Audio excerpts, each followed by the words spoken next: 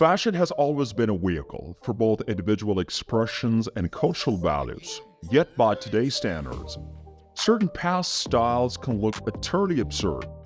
Within this clip, the past depicts a world of design that pushes the limits of both imagination and practicality, from ballooning bombast-filled costumes to towering hairstyles ornamented with bizarre things. Clothing was padded with bombast during the 16th and 17th centuries to give it a balloon-like volume. The 16th and 17th centuries saw a significant shift in fashion choices from earlier eras. The goal of medieval clothing was to keep the wearer slender, but the 16th and 17th century fashion was all about making the wearer as large and round as possible. They employed bombast, which is typically composed of cotton, wool, horsehair, or even sawdust, to get this striking appearance. This fashion trend is seen in Elizabeth I's paintings, where she sports voluminous and oversized sleeves. Her head, in contrast, takes up a lot less space in the painting. During that time, men would accentuate their arms and chests by using bombast, which they saw as a symbol of strength. Even though the subjects were overdone in the period's portraiture, these outrageously large and ostentatious ensembles were nonetheless magnificent. To prevent tripping, wearer of pointed shoes could tie them up to their knees. Between the 14th and 15th century, Krakow shoes, an import from merchants hailing from Krakow, Poland, dominated medieval shoe fashion in England. Originally introduced into England, these shoes, also referred to as polans, had a modest toe length.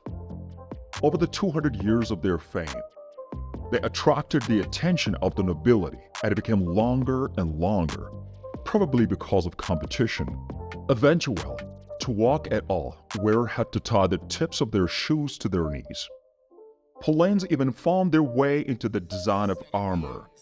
The plain pointed toe, which was often used on parade armor because the battle in them would have been too impractical, can be seen on plate sabatons from the 15th century. Because of their impracticality and conceit, these shoes drew a lot of criticism. An English poem from 1388 said that men's lengthy shoes prevented them from kneeling in prayer.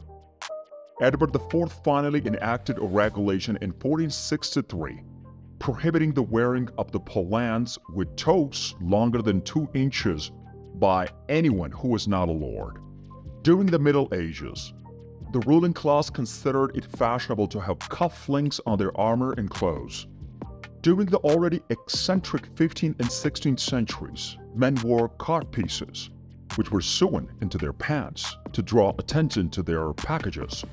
Similar to the polans from the same era, these codpieces were modest at first, but inevitably became absurdly huge in quest for competition. One of Henry VIII's codpieces weighing more than 2.5 pounds. Aside from the obvious innuendos, these codpieces also functioned as extra storage for little things, like medieval fanny pack, where you could stash a napkin or possibly some fruit.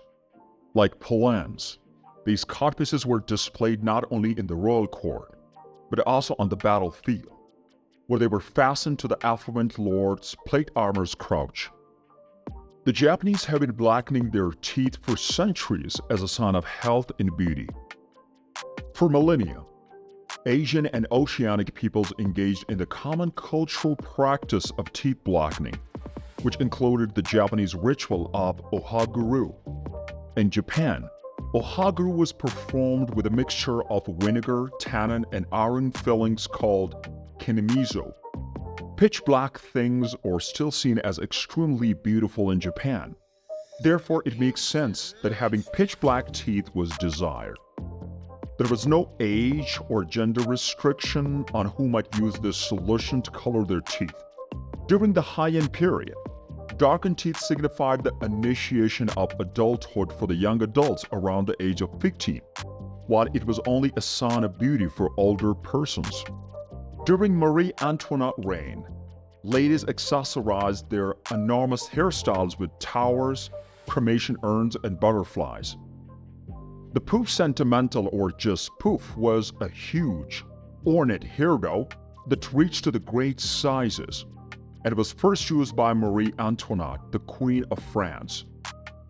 In comparison to the wigs worn by men around the same era, these headpieces were far larger than those worn by males. Frequently, they were embellished with sentimental or ceremonial items. The elite often used powdered wigs to disguise their syphilis. Powdered wigs rose to prominence as a prominent status symbol for the ruling class in the second part of the 18th century. The main reason these wigs were popular during the time was syphilis, which was more common than the plague in Europe at the time. The hairline was a significant status symbol for men during the period, so it stands to reason that the syphilitic side effects that caused patchy hair loss and hair graying was a major issue.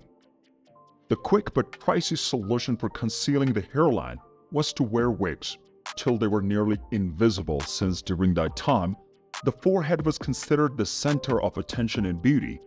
To accentuate their foreheads, they also shaved back their natural hairlines.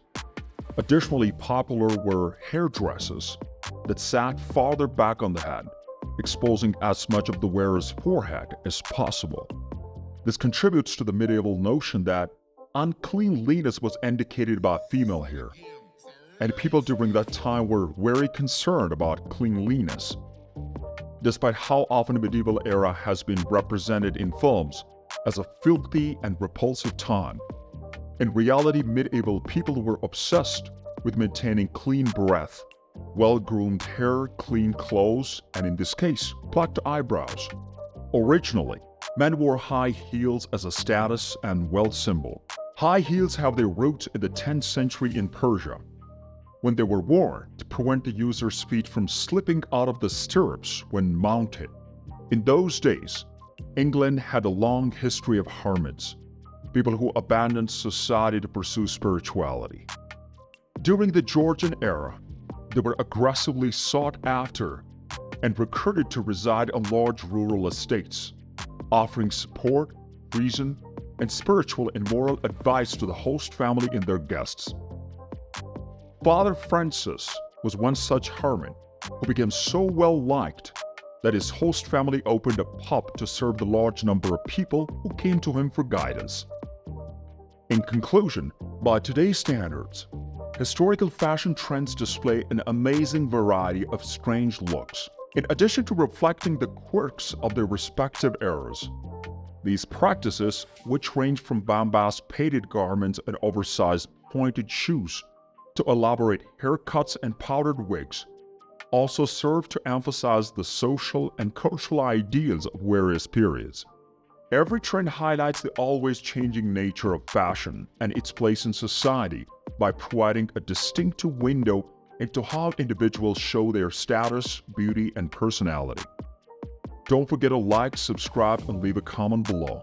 We would love to hear your thoughts and keep the conversation going.